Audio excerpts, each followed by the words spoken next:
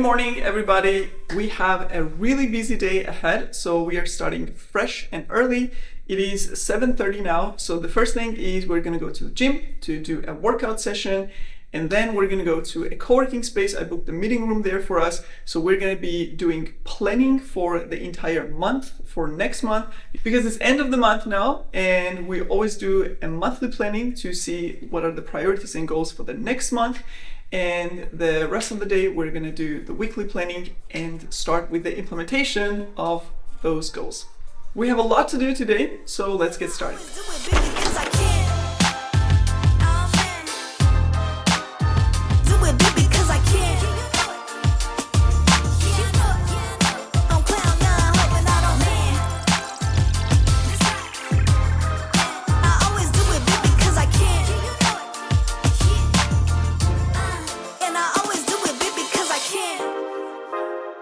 Even when you feel low, you can still go. Even when you feel slow, you can still go. Even when there's no hope, you can still go. I never answer to no, man, I still go. Go, go, go, go, go, go, go, go, go, go, go, go, yo, go, go, go. Hustle hard, hustle every single day. I'll be making moves till I'm buried in my grave. To the system, I don't wanna be a slave. I've been doing shit my way, or the highway. And in the driveway is a nice range, cause I grind through the climb, I invite. So done with the workout, now we're gonna go to the co-working space to do the planning.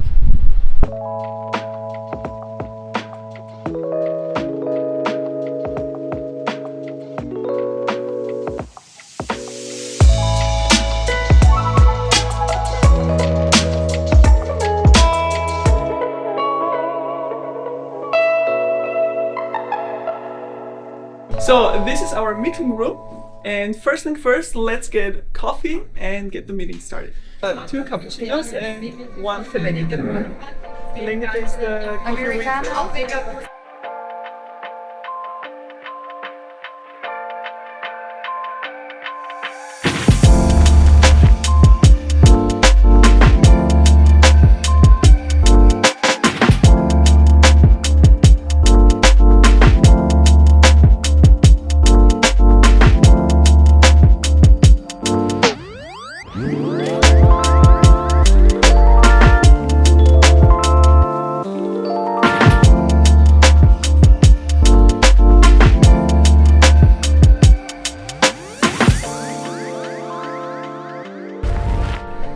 So we have been doing planning for September, and we actually reprioritized a couple of things. We planned in new stuff, basically, so what was still open from August planning, what are the tasks that are important to do, and the overall status right now is maybe very interesting to know as an insight. So we built TechWorld with Nana into basically $1 million business over the last 4 years. But the problem is I don't know how to scale it right now. So I don't have the skills, and I need to learn those skills to make TechWorld with Nana into an 8-figure business, for example, with much more resources, much bigger team, and much larger impact on the world and the education that we provide.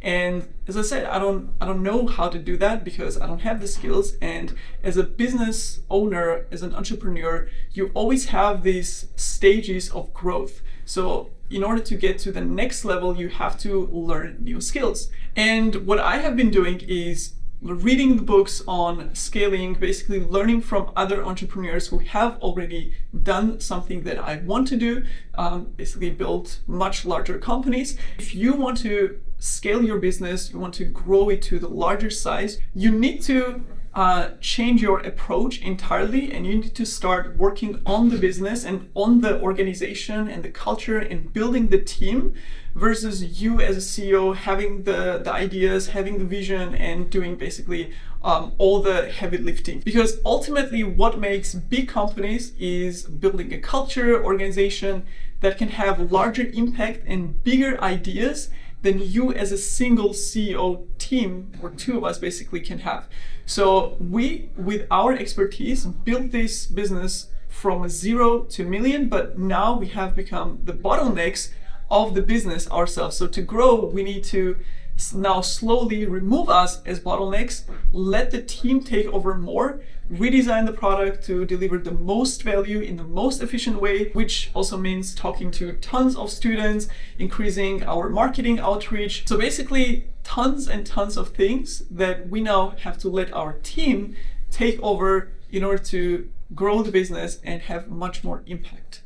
Now, as part of figuring out how to scale TechWorld with Nana, I basically took around 2 weeks and I sat down and I tried to learn as much as possible. I was watching interviews, I was researching, I was trying to figure out how other people did it across startups, across normal type of businesses, and basically immersed myself into understanding what are the bottlenecks, what are the opportunities, what is the overall strategy to do that. Because again, realizing that you don't know something means that you have to go out and search for the knowledge from other people who have already done what you want to achieve. And as part of the research, whether it was marketing or sales or customer-centric activities, whatever it was, it always kind of came down to the one common thing, which was understanding your customers better than anybody else, better than the customers themselves. So that was always the main point of whenever a company was able to grow, it always came down to the company having the best understanding, the most detailed understanding about customers. It's called customer discovery or product market fit or whatever you want to call it. And again, while watching all these different videos and consuming all these resources, I actually came across an interview with, it was a CEO of Y Combinator, talking to someone who is an expert in customer discovery, and she has worked with The Sims and eBay and Netflix and basically a lot of world popular products. And she has so much experience that my first thought was, I want her on my team to help us figure this out. So we had a call with her. We hired her, basically booked her engagement, and she's right now helping us to sort this out. Now we have a product market fit. We actually created the first product in the first year of TechWorld with Nana, which was immediately received well by our community, and it has been our basically best product for the last 4 years. But you can perfect it and you can make it better by really going deeper and understanding the pain points, the reward points, the motivation points, the demotivation points of customers, and really trying to get what is it that they want to achieve and how can we help them.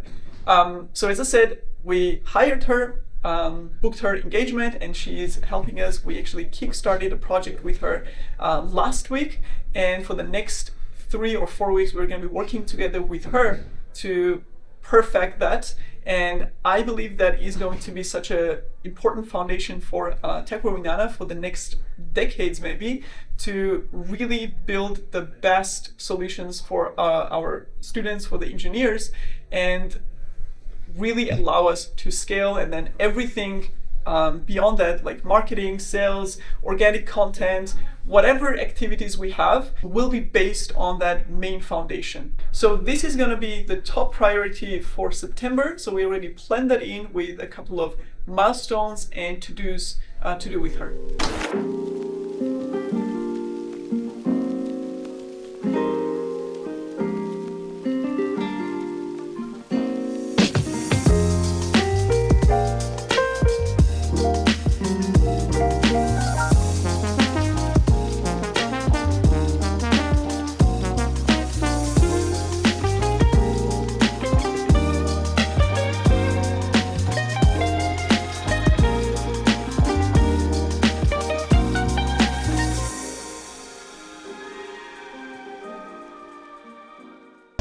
Ein paar Ideen, was wir halt so covern können. Zum Beispiel, ich habe mir gedacht, so Videoseries, wo ich wirklich so DevOps und Cloud Job Descriptions nehme. So ein Beispiel, Job Descriptions vielleicht auch von größeren Firmen, wie Google zum Beispiel, oder so bekannte Tech-Firmen und Startups vielleicht. Und dann werde ich wirklich so Breakdown machen von, okay, was sind die Job Requirements, wie viel von jeder Technologie musst du eigentlich wissen. Manche Job Descriptions sind eigentlich falsch erstellt, dann konnte ich zum Beispiel durchgehen und sagen, okay, das ist jetzt nicht wahrscheinlich von einem DevOps-Ingenieur erstellt worden. Videos, das, was wir covern in unserem DevOps und DevSecOps Bootcamp. Genau, also das haben wir auch gedacht, weil ich werde wirklich vielleicht eine Serie machen, wo ich mehrere Job Descriptions oder, keine Ahnung, vielleicht gibt es Platform Engineer Role und DevOps Role und dann tue ich halt vergleichen, zum Beispiel, was sind die Overlaps. Das Video, wo du so die Overlaps und genau, und dann kann ich mehrere solche Videos machen, weil es gibt wahrscheinlich 10.000 von Job Descriptions und bei vielen kann ich wirklich Mapping machen zu genau das lernst du in einem Bootcamp oder genau das lernst du in CK-Kurs oder weißt du, so ein Ping zwischen Job Description und wenn wir das voll super, würdest du mal das auswählen? Short-Videos, dass irgendwie Kreuzerling machen oder so? Ja, ich habe die ersten 5 Videos schon. Short-Videos kann man auch sagen, vielleicht, hey, Orientation Call oder muss ja nicht gleich sein. Da bin ich mir jetzt nicht 100% sicher. Wir können abwechseln. Wir können in eine von 5 Videos vielleicht ein CTA reintun. Und der Rest, wenn die Leute irgendwas wollen, dann können sie entweder in Kommentar oder in Profile-Link einfach oder in Description einen Link dazu auf alle Fälle, würde ich jetzt nicht so vielleicht 1:5, 1:10 genau. oder so. Ja. Ich würde nicht weil in jedem Video jetzt auch wenn die Bewegung kriegen, die tun sie auf LinkedIn posten, dann folgen sie dir mal auf LinkedIn, genau. die ganzen bi-weekly Posts. Ja, das würde ich vielleicht wirklich 1:5 so Ratio machen. So, we are almost done with the planning. And even though we decided on some of the priorities and next steps, it's still a little bit of a mess in my head because we do a lot of brainstorming. We have lots of different ideas because, again, we're in the stage of growth. So that's where you're kind of trying to brainstorm and come up with new stuff. And the problem with that is you have lots of new ideas and you want to implement all of them, but you can't because you need to stay focused on few things and do them properly. So having a lot of ideas can also be counterproductive. All those ideas, different options and directions, incomplete information, and I have to make a lot of decisions based on those incomplete information and test out stuff and often invest resources in things that may not even work. And that is actually a very natural part of entrepreneurship. That's what we have to do most of the time. So to organize the mess, we basically come up with all those ideas and then have a session of planning to distill all those ideas to 1 or 2 selected ones and have a specific plan on how to actually implement those 1 or 2 ideas. So that means we use today's planning to select 2 of the best ideas that we want to implement within the next couple of weeks. And of course, without any guarantee that they will work, but we have to test it out, we have to get feedback, and then iterate, improve some stuff, and then basically see what comes out. And this is, as I said, a very natural part of entrepreneurship, building a business, doing anything in business, because you make decisions with incomplete information, you implement stuff without having any guarantee that they're gonna work, you invest those resources, and then you see what happens, and based on the feedback, based on the output, you just move on to the next step and the next step, and that's how you move forward with your business. Like, that's the only way, because nobody knows what's gonna work and what's not gonna work in advance.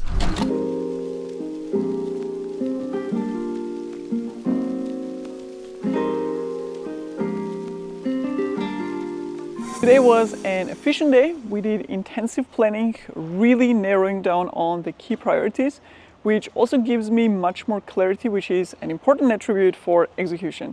When you know clearly what the goal is, you are much more motivated to execute compared to if it was just a vague idea.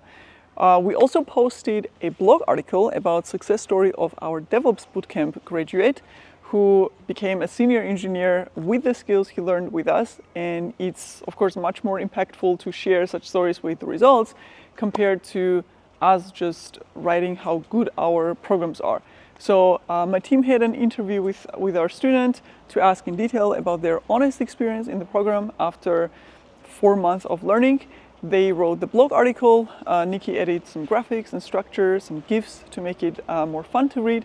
I reviewed it at the end, and today we published and shared on our social media. This post will actually get up to 200,000 impressions across LinkedIn, Instagram, and YouTube, which is great because that's on average the reach that we have across our social media channels when we post something.